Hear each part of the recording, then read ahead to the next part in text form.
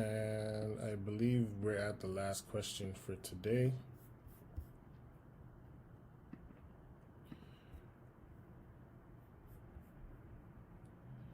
So our says in 2011 consumption spending is 7,000, government purchasing is 2,000, investment spending is 1,500.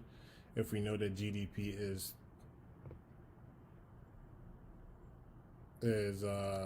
10,300, then exports are 600 and imports are 800. So how do you calculate the answer? I think this question was basically again asking what our exports would be if we know what our net exports would be if we have all the information above. So this is probably correct, but we're just going to solve this to show you how you would solve that. So we know that GDP is equal to Y equals C plus I plus G plus NX. And in this scenario, we know our GDP is 10,000. Excuse me. We know GDP is 10,300. We know income is 7,000. Consumption is 7,000.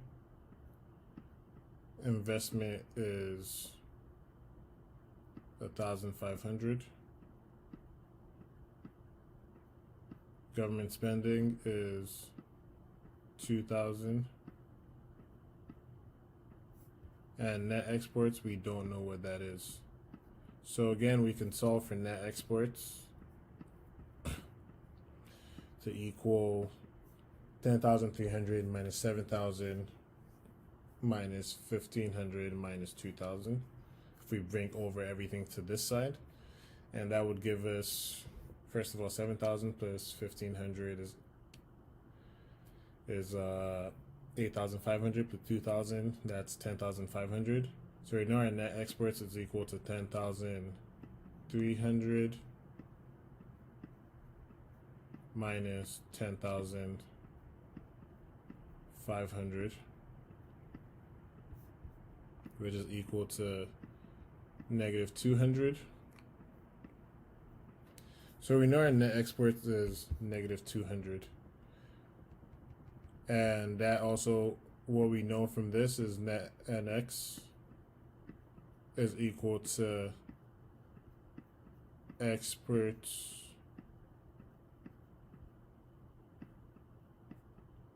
minus imports.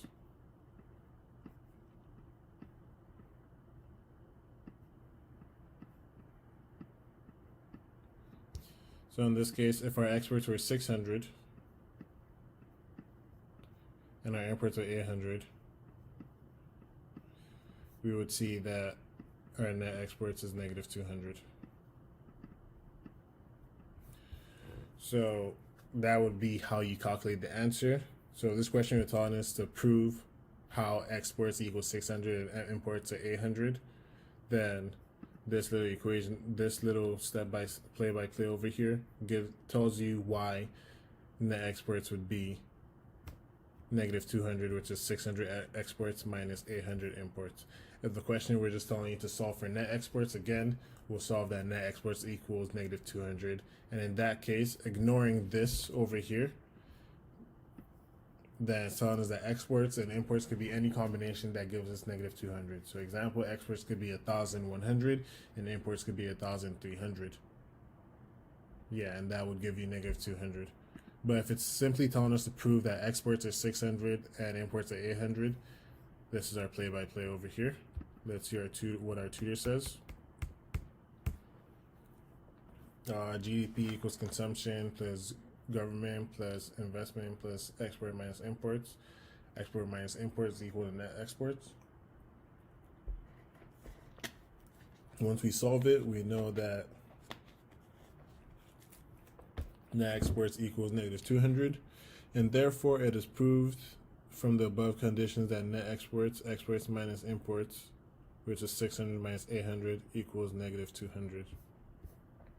Tutor then goes in to say gross means GDP measures production regardless of the various uses to which production can be put.